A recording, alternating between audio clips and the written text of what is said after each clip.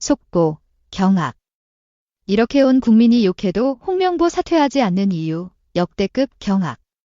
이렇게 온 국민이 욕해도 홍명보가 사퇴하지 않는 이유? 그렇다면 홍명보 감독 선임 과정은 어땠습니까? 전력강화위원회가 홍명보 감독에 앞서 외국 감독 후보들을 추려내면서 정몽규 회장에게 보고한 문건을 입수했는데요. 후보들을 면접하고 평가한 기준과 내용이 고스란히 적혀 있었습니다. 하지만 홍 감독에겐 동일한 잣대가 적용되지 않았습니다. 정몽규 회장의 약속대로 곧바로 전력강화위원회가 꾸려졌습니다. 이번 감독 선임에 있어서는 것으로 그냥 이렇게 해서 외부의 압력에 의해서 이런 어떤 결정을 하는 거는 절대 없을 거라고 분명히 말씀드렸습니다. 그럼에도 불구하고 시작부터 국내파 감독 내정설이 고개를 들었습니다. 무슨 이유에서인지 신임 감독 선임은 자꾸 늦어졌고 감독 공백 3개월이 넘어가던 시점.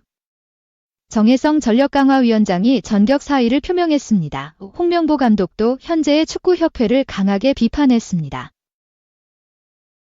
과연 이 시점에 왜 우리가 이 대표팀 감독을 뽑아야 되는지 근본적인 이유를 생각하면 클린스만 뽑은 그 전 과정 그리고 그 후에 일어났던 문제들 이런 것들이 우리 대한축구협회에서 과연 얼마만큼 학습이 되어 있냐. 그런데 일주일 뒤 홍명보 감독이 국가대표 감독으로 결정됐다는 발표가 나옵니다. 전략강화위원들도 언론을 통해 이 사실을 알게 됐습니다. 진짜로 5개월이 너무 아쉽고 안타깝고 진짜 허무해요. 일주일 전만 해도 국가대표팀에 갈 일이 없을 거라던 홍 감독. 저의 스탠스, 입장은 항상 같았으니까 우리 울산 팬들이 그렇게 걱정하지 않으셔도 될 거라고 생각합니다. 하지만 느닷없이 마음을 바꿨습니다. 저는 저를 버렸습니다. 이제 저는 없습니다. 대한민국 축구밖에 없습니다. 그게 제가 우리 팬들한테 가지 않는다고 얘기했던 부분에 제가 마음을 바꾼 상황입니다. 약 5개월의 시간. 무슨 일이 있었던 걸까에는 전략강화위원회의 문건을 확인했습니다. 7박 8일 동안 5개국을 방문해 외국인 감독을 만난 기록이 남아 있습니다. 1순위로 접촉한 인물은 미국의 제시 마식 유럽 빅리그 감독 출신입니다. 4월 18일 영국 런던에서 진행된 4시간 반에 걸친 면접에서 마시는 한국 대표팀의 아시안컵 경기를 분석한 영상을 보여주는 의욕을 보였습니다. 사흘 뒤에는 카타르 도하에서 이라크 대표팀 감독인 헤수스 카사스도 만났습니다. 평가는 구체적이었습니다. 경력과 경험, 소통, 게임 모델 등 총 9가지 항목의 문화나 직무적 합도 같은 정성 평가 항목도 담겼습니다. 두 감독은 모두 대한민국 축구 수준을 한층 끌어올릴 수 있을 것이란 긍정적 평가를 받았습니다. 지난 4월 말 정혜성 전력강화위원장은 이 내용을 정몽규 축구협회장에 직접 보고했습니다. 제시 마시는 현재 현 대표팀에 가장 맞는 사람이라고 제가 생각이 들고 이미 다른 데도 있는데 나는 한국이다 이런 이야기를 했기 때문에 나는 당연히 어느 정도 서로의 접점을 잘 맞추면 될 줄 알았죠. 이후에 구체적 일정까지 잡혀 있었습니다. 5월 1일 최종 후보인 중 우선순위 대상자부터 협상을 해 5월 8일 오전 중 최종 계약을 맺는 게 목표였습니다. 그런데 실무 협상에서 일이 꼬였습니다. 축구협회 행정 관련 부서에서 세금과 국내 거주 문제 등을 두고 세부 조건을 조율하던 중 협상이 결렬된 겁니다. 모든 게 원점으로 돌아간 상황이 전력강화위원회는 다시 3사람을 감독 후보로 추렸습니다. 다비트 바그너와 거스 포옙 그리고 홍명보입니다. 그런데 이때 정혜성 위원장이 사임하는 돌발 상황이 벌어집니다. 전력강화위원 10명 중 5명도 그만뒀습니다. 위원들은 주연회가 감독을 추천만 할 뿐 권한이 없어 무력했다. 주연회가 원하는 방향대로 진행되는 일이 거의 없었다고 털어놨습니다. 정혜성 위원장은 와의 통화에서 책임지는 자리라 생각했다 하면서도 사실을 이야기하면 정말 안 될 것 같다며 입을 다물었습니다. 박주호 전 위원은 위원회 내에서도 국내 감독 선임으로 분위기를 조성하는 움직임이 있었다고 폭로하기도 했습니다. 이제 국내 감독 해야 되지 않아?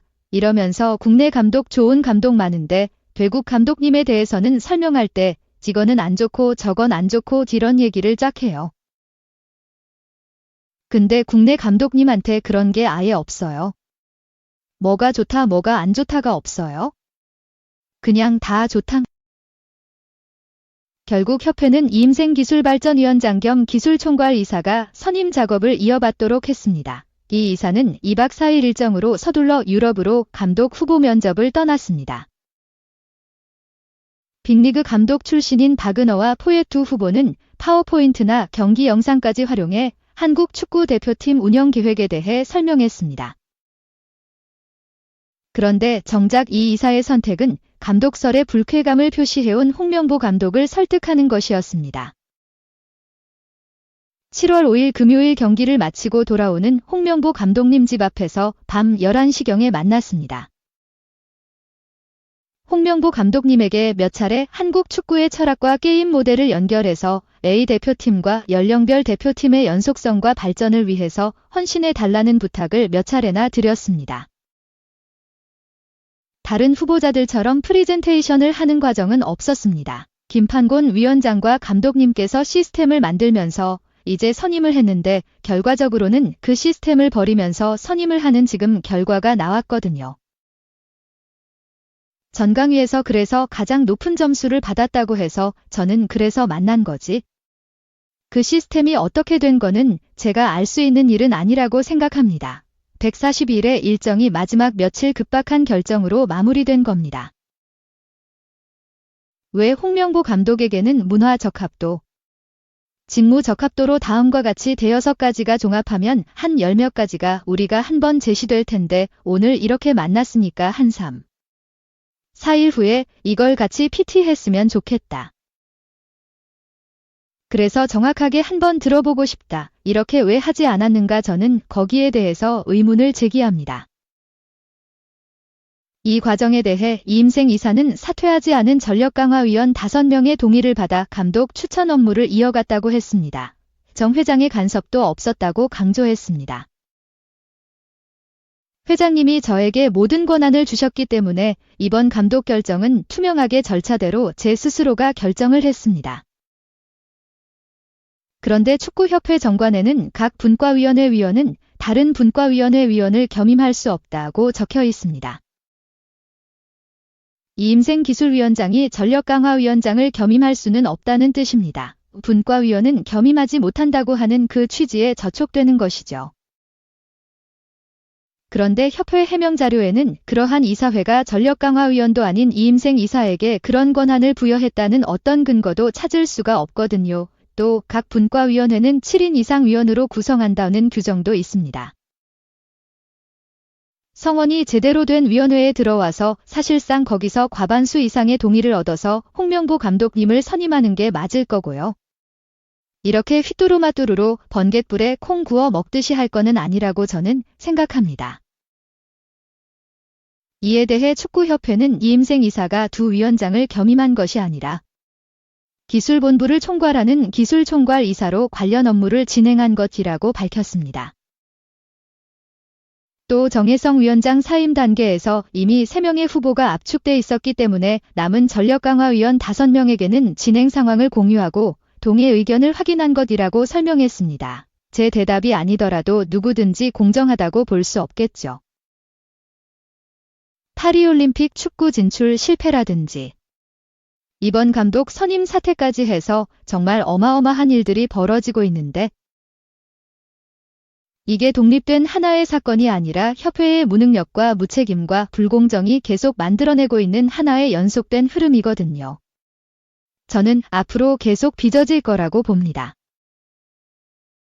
전력강화위원회가 홍명보 감독에 앞서 외국 감독 후보들을 추려내면서 정몽규 회장에게 보고한 문건을 입수했는데요.